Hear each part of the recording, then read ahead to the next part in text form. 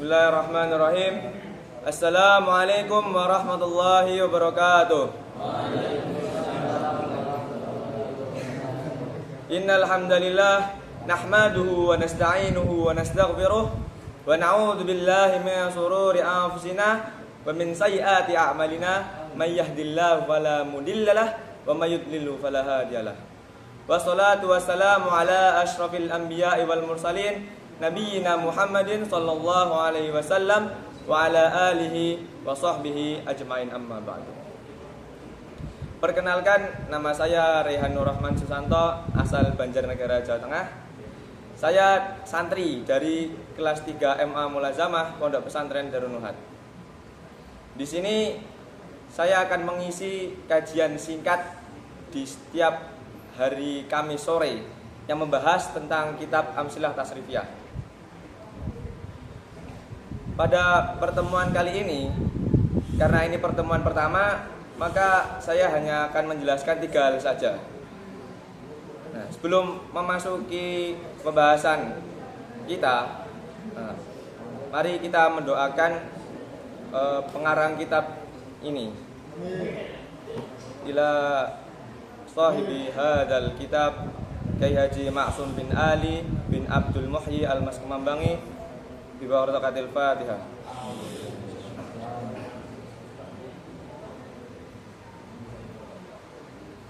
Oke. Jadi 3 hal yang akan kita bahas pada sore hari ini adalah, yang pertama, saya akan mengenalkan siapa pengarang kitab Amsilah Tasrifiyah. Nah, yang kedua, kita akan mengenal biografi singkat tentang kisah hidup dan perjuangannya pengarang kitab Amsilah Tasrifiyah ini. Dan yang ketiga, saya akan sedikit menjelaskan tentang kitab Amsilah Tasrifiyah ini dengan singkat saja. Memasuki hal yang pertama adalah mengenal siapa pengarang kitab Amsilah Tasrifiyah ini. Jadi pengarang kitab Amsilah Tasrifiyah ini adalah Kyai Haji Ma'sum bin Ali bin Abdul Muhyi Al-Maskumambangi. Nah, yang kedua, mengenal biografi singkat, kisah hidup dan perjuangannya Kyai Haji Muhammad Ma'sum bin Ali bin Abdul Muhyi Al-Maskumambangi.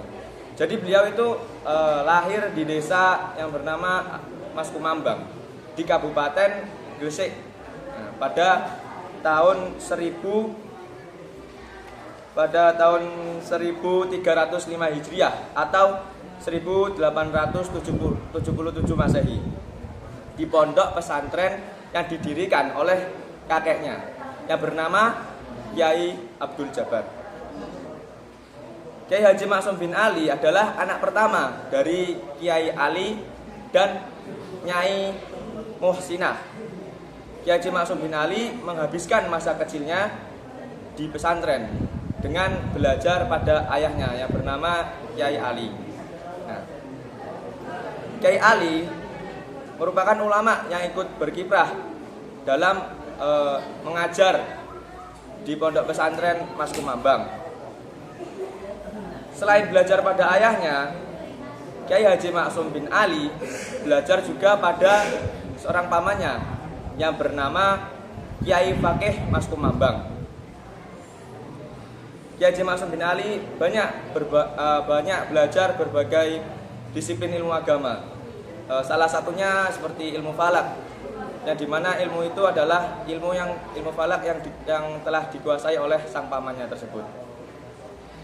Setelah belajar pada ayah dan pamannya, Kyai Haji Ma'sum bin Ali melanjutkan belajarnya di pondok pesantren Tebu Ireng. Beliau termasuk generasi santri awal di pondok pesantren Tebu Ireng itu yang langsung diasuh oleh Kyai Haji Hasyim Asy'ari, pendiri Nahdlatul Ulama atau biasa dijuluki oleh NU. Kyai Haji Ma'sum bin Ali adalah seorang yang sangat luar biasa. Beliau memiliki kelebihan yang tidak dimiliki oleh teman santrinya yang lain. Kelebihannya itu apa?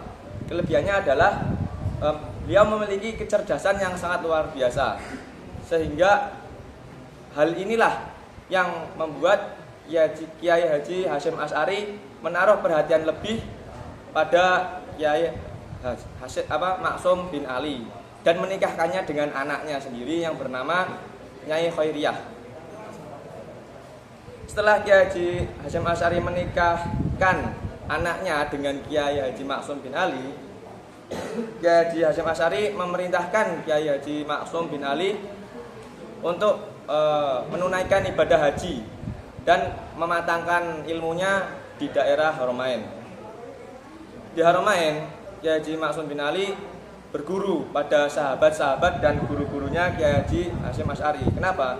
Karena dahulu Kiai Haji Hasyim Asy'ari juga belajar dan mematangkan ilmunya di Haramain. Maka dari itu Kiai Haji Hasyim Asy'ari memiliki banyak sahabat dan guru-guru di Haramain.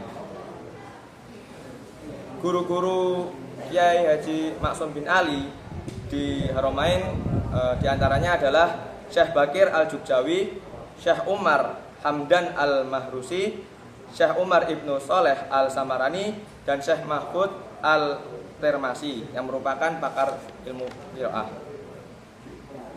Kecerdasan Kiai Haji Maksum bin Ali sudah tidak dapat diragukan lagi. Selain berguru kepada para ulama-ulama ternama, yang tentu ulama-ulama tersebut memiliki kualitas ilmu yang sangat tinggi, kecerdasan Kiai Haji Maksum bin Ali juga dapat dibuktikan dengan banyaknya karya-karya yang dimilikinya. Nah, apa saja karya-karya yang dimiliki Kiai Haji Maksum bin Ali? Kiai Haji Maksum bin Ali memiliki beberapa karyanya. Yang pertama adalah beliau telah mengarang kitab Amsilah At-Tasrifiyah, yang dimana kitab ini menjelaskan tentang ilmu sorof. Nah, yang insya Allah kita akan membahas kitab ini pada setiap kajian singkat di hari Kamis sore. Dan yang kedua adalah kitab Badi'ul Misal fi Hisabi Al-Sinin wal Hilal. Kitab ini adalah kitab yang menjelaskan tentang ilmu falak. Dan yang ketiga kitab Ad-Darusu Al-Falakiyah. Kitab ini yang juga membahas tentang ilmu falak. Dan yang keempat kitab Fathul Qadir fi Ajaibi Al-Maqadiri. Kitab ini menjelaskan tentang ukuran atau takaran yang berkaitan dengan amalan-amalan agama. Contohnya seperti nisab zakat emas, nisab beras, terus jarak qashar sholat dan lain sebagainya. Selain 4 kitab yang telah saya sebutkan tadi, Kiai Haji Maksum bin Ali masih mempunyai karyanya yang lain, tetapi belum sempat disusun hingga akhir hayatnya. Kiai Haji Maksum bin Ali wafat pada tanggal 24 Ramadan 1351 Hijriah atau 8 Januari 1933 Masehi. Nah, itu adalah biografi singkat dari seorang pengarang kitab Amsilah Tasrifiyah, yaitu Kiai Haji Muhammad Maksum bin Ali bin Abdul Muhyi Al-Maskumabani. Lalu kita melanjutkan pembahasan yang terakhir, yaitu tentang kitab Amsilah Tasrifiyah. Jadi kitab Amsilah Tasrifiyah ini dikarang oleh Kiai Haji Maksum bin Ali di saat beliau masih berumur 19 tahun. Nah, kitab ini menjelaskan tentang ilmu sorof. Nah, sorof itu apa? As-sarfu ilmun yu'rafu bihi ahwalu abniyatil kalimi allati laisat bi'irabin. Jadi sorof adalah ilmu untuk mengetahui bentuk-bentuk kalimat yang tidak berkaitan dengan i'rab. Nah, maksudnya apa? Jadi ilmu sorof itu menjelaskan tentang perubahan-perubahan bentuk kalimat pada bahasa Arab. Nah, ilmu sorof juga biasa dijuluki dengan ibunya bahasa Arab. Dan ayahnya siapa? Ayahnya adalah ilmu nahwu. Nah, julukan ini sudah sangat masyhur di kalangan para santri di pondok-pondok pesantren. Mengapa ada julukan tersebut? Karena tidak akan sempurna apabila kita hanya mempelajari ilmu sorof tanpa mempelajari ilmu nahwu. Dan sebaliknya, apabila kita hanya mempelajari ilmu nahwu saja tanpa mempelajari ilmu sorof, maka juga tidak akan sempurna. Maka dari itu kedua ilmu ini tidak akan bisa dipisahkan antara satu dengan yang lainnya. Nah, karena ilmu nahwu shorof itu adalah ilmu gramatika bahasa Arab, dan juga ilmu nahwu dan shorof itu adalah ilmu yang sangat penting karena ilmu nahwu shorof adalah ilmu alat.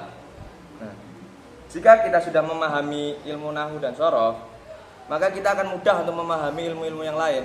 Nah, maksudnya gimana? Jadi kan ilmu nahwu dan shorof adalah ilmu alat. Bisa diibaratkan apabila kita ingin menikmati atau memakan satu buah semangka. Nah, satu buah semangka, kita harus memotongnya terlebih dahulu agar kita bisa menikmati buah tersebut. Nah, cara kita memotong buah tersebut itu dengan mempunyai alat untuk memotong. Alat untuk memotong semangka adalah salah satunya ya seperti pisau. Nah, apabila kita sudah memiliki pisau, maka kita akan bisa memotong semangka tersebut dan menikmatinya dan makannya semangka tersebut.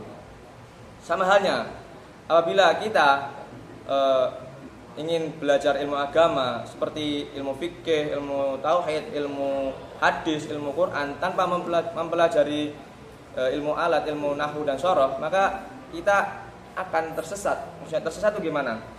Kita akan salah memaknai dan salah memahami ilmu-ilmu tersebut karena ilmu-ilmu tersebut menggunakan bahasa Arab dan membutuhkan alat-alatnya itu ilmu nahwu shorof. Apabila kita sudah memahami ilmu nahwu dan shorof, maka kita akan mudah untuk memahami ilmu-ilmu agama yang lain seperti tadi yang telah saya sebutkan, ilmu fikih, ilmu tauhid, ilmu hadis, dan ilmu Quran dan lain sebagainya.